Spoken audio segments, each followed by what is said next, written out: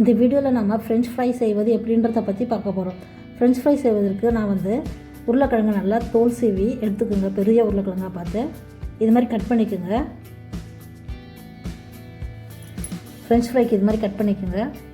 பண்ணிவிட்டு இப்போ அதை நம்ம நீல வாக்கில் கட் பண்ணோம் பாருங்க. இப்போ ஸ்ட்ரெயிட்டாக கட் பண்ணிக்கோங்க.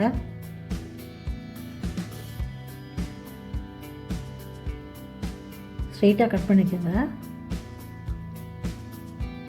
இது மாதிரி ஸ்ட்ரெயிட்டாக கட் பண்ணிக்கோங்க. நான் இங்கே 2 உருளைக்கிழங்கு பெரிய உருளைக்கிழங்கு எடுத்து கட் பண்ணி வச்சுருக்கேன் அதே மாதிரி எல்லாத்தையும்.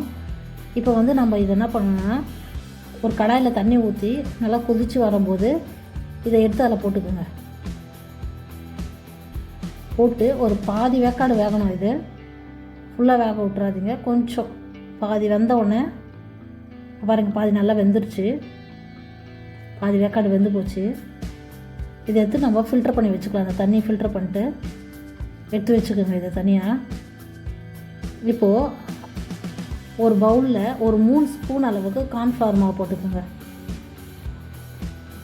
போட்டு நம்ம இந்த வேக வச்சுருந்தோம்ல அந்த உருளைக்கிழங்கு அதை எடுத்து நல்லா போட்டு மிக்ஸ் பண்ணிக்கோங்க.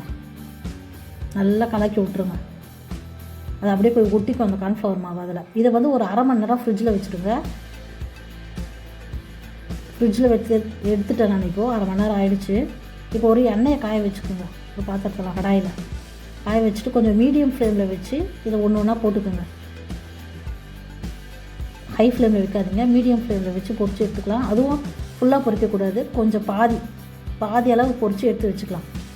ஃபஸ்ட்டு நம்ம பாதி அளவு தான் பொரிக்கணும் எல்லாத்தையும். இதே மாதிரி எல்லாத்தையும் பொரித்து எடுத்து வச்சுக்கோங்க. இப்போ ரெண்டாவது அதே எண்ணெயில் ஹை ஃப்ளேமில் வச்சு அதை பொரிச்சுக்கோங்க. கொஞ்சம் லைட் ப்ரௌன் கலர் வர வரைக்கும் நம்ம பொரித்து எடுத்துக்கணும். பாருங்கள், இப்போ கொஞ்சம் நம்மளுக்கு லைட்டாக ப்ரௌன் கலரில் வரணும்.